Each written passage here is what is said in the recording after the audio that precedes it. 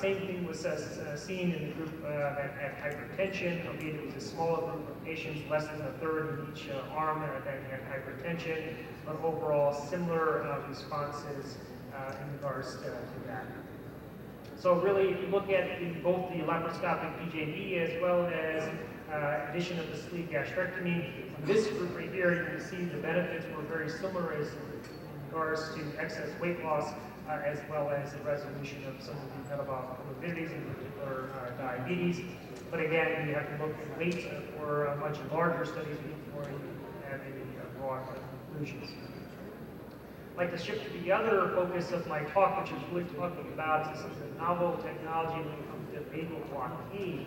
This is some of the technology that is not relatively new, but still is going through an evolution. And some of the principles behind what is vagal blockade, as well as gastric pacing. Intra-abdominal vagal blockade, essentially a device that had been used by intramedics. This is a technique that is done laparoscopically, really first utilized in other disease processes, in particular neurologic processes such as depression as well as epilepsy. But vagal blockade, it really has an effect on the neurohormonal effect. And it had been demonstrated to have a decrease in overall consumption of calories, or an overall increased degree of satiation or satiety. That was seen in animals and then translated into human studies. One of the interesting things in looking at vagal blockade was the change in the body's composition of different types of adipose tissue. Some of the earlier studies looked at brown adipose tissue and how vagal blockade changed the degree of expenditure of brown adipose tissue. And what was seen in obese individuals in general, as you increase the degree of VAT or brown adipose tissue, that inversely correlated to weight and BMI. This could be seen on various imaging, including the FDG PET-CT scans. And as you increase the higher degrees of VAT and this energy expenditure, those patients were leaner in general. So if you look at the evolution of adipose tissue in general, age-related decrease in brown adipose tissue as you become older leads to a greater degree of accumulation of fat, and the activity or prevalence of brown adipose tissue decreases fat. So the more brown adipose activity that you have, the leaner individuals are and the higher degree of energy expenditure that they have.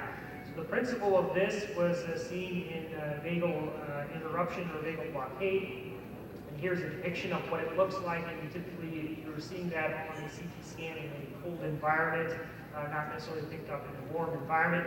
In obese individuals, if you look at them, this is a depiction of an obese individual, and the degree of adipose tissue that they have is different.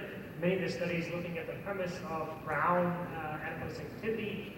Lean individuals are seen over here, so that's their BMI, that's the lean individual here. If you look at the obese individual, and their activity of this brown adipose tissue is much, much less, almost non-existent. Here is a similar type of fat distribution. You can see that the individuals that are morbidly obese have a different type of fat distribution than the individuals that have a higher degree of this brown adipose activity.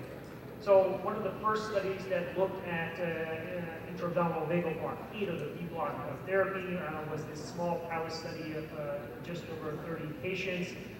This was a study that looked at the class 3 obesity BMIs of over 41.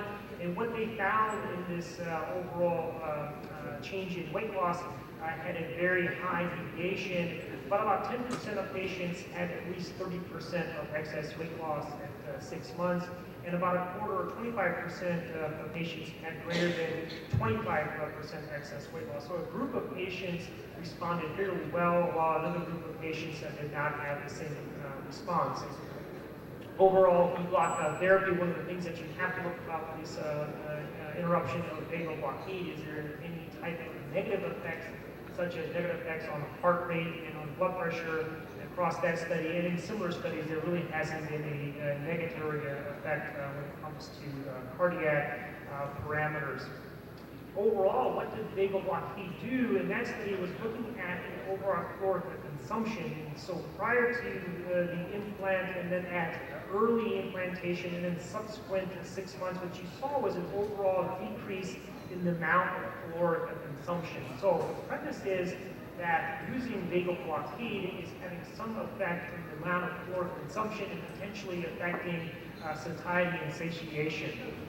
And if you look at the actual visual analog scores expressed in these patients, looking at satiation or time to fullness, patients in general from baseline to having implantation showed an overall greater degree of fullness and an overall decrease in hunger after vagal blockade. So again, the premise is looking at the neurohormonal effects of vagal blockade.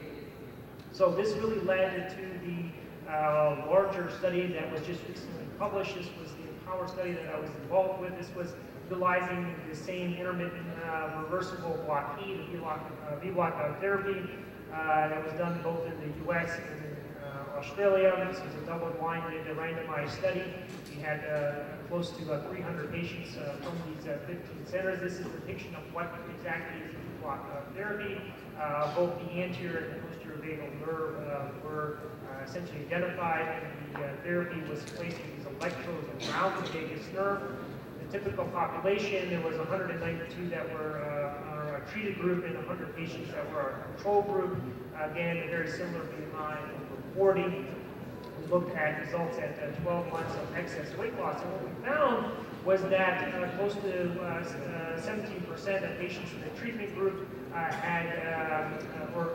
the treatment group had a 17% excess weight loss, but also our control group had a very similar response to weight loss. Again, a very safe procedure with no mortalities. And what we really found that even though there was no greater degree of difference in weight loss between the treatment and the control group, what we did find is in our post-study analysis is that even the patients that had the therapy implemented were having some low charge that was being delivered for the testing of the system.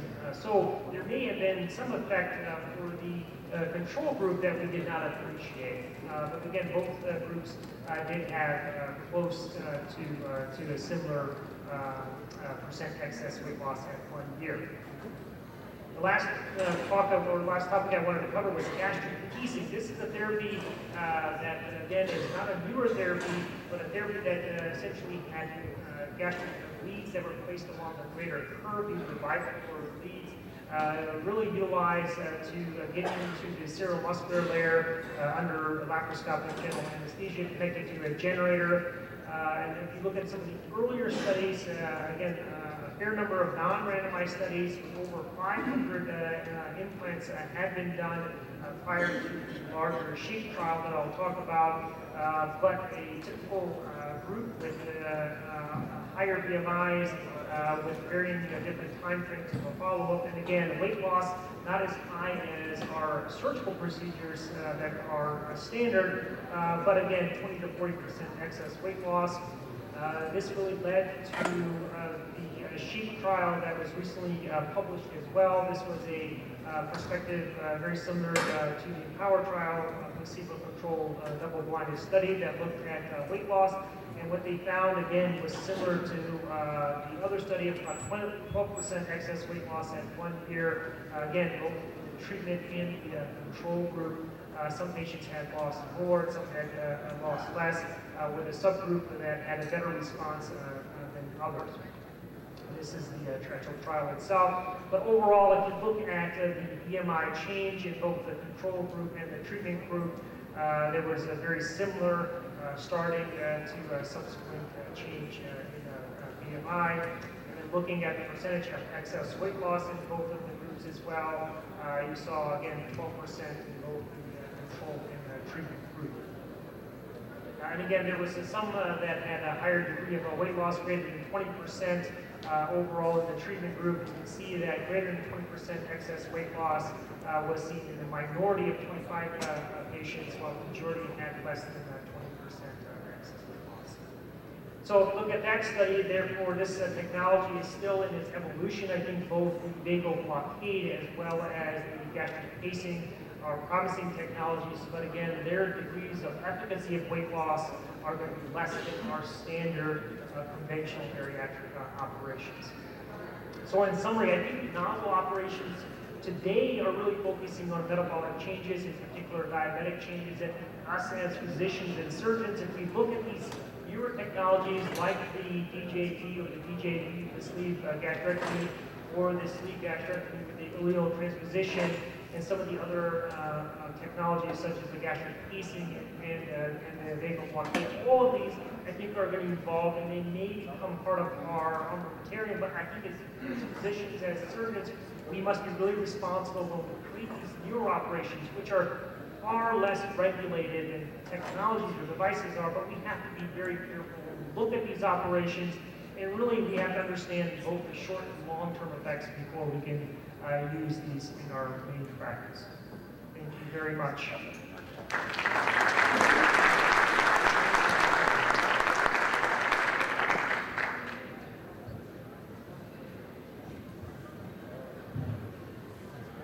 Agradecemos al Dr. Vipa.